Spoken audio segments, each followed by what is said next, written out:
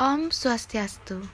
Perkenalkan, nama saya Lustri Damayanti, NIM 20120211145, Prodi S1 Pendidikan Bahasa Inggris. Pada kesempatan kali ini saya akan mempresentasikan LKM 10 Agama Hindu mengenai etika sosial. Nah, presentasi ini dibuat melalui telaah artikel yang berjudul Politik Teori Sosial, Analisis Kritis Paradigma Kasta Modernitas Gayatri Nair. Langsung saja ke pembahasannya. Yang pertama, aspek permasalahan. Terdapat dua aspek permasalahan dalam artikel tersebut.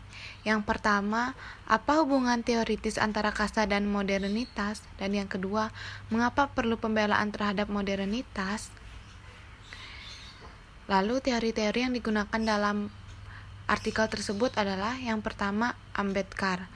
Dasar kasta adalah konsep hierarki bertingkat.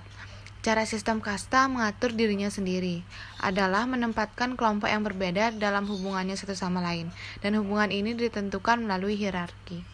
Dan yang kedua, teori dari Marxis, yaitu sejarah dari masyarakat adalah sejarah perjuangan kelas, dan dalam setiap masyarakat terdapat kelas sosial yang menguasai dan dikuasai.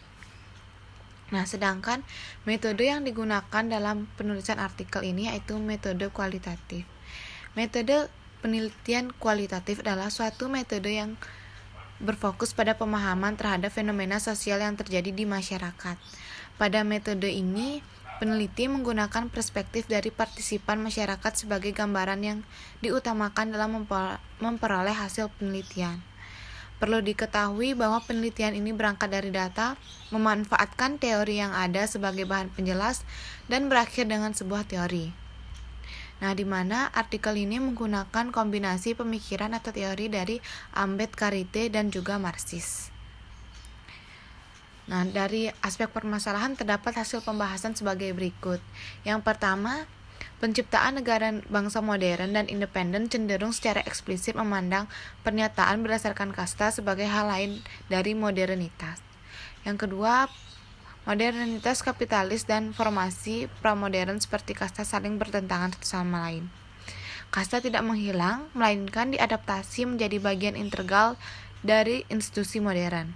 Nah, untuk aspek permasalahan yang kedua, terdapat hasil pembahasan sebagai berikut.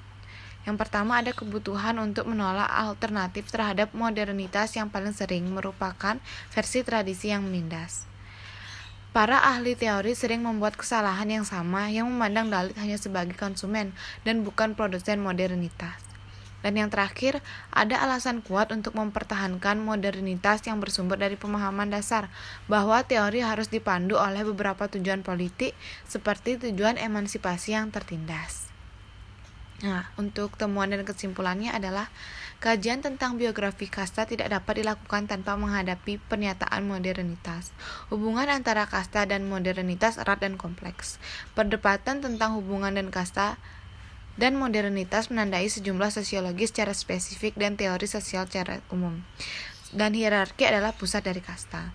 Berbeda dengan ekspektasi, kasta diserap ke dalam proses industrialisasi dan urbanisasi. Nah, datangnya modernitas seringkali dianggap sebagai obat mujarab untuk masalah kasta. Sekian dari presentasi saya. Saya mohon maaf jika ada kesalahan maupun kekurangan di dalamnya. Saya harap presentasi ini dapat memberikan manfaat dan juga wawasan bagi kita semua. Saya akhiri dengan mengucapkan Param Santi, Om Santi, Santi, Santi, Om.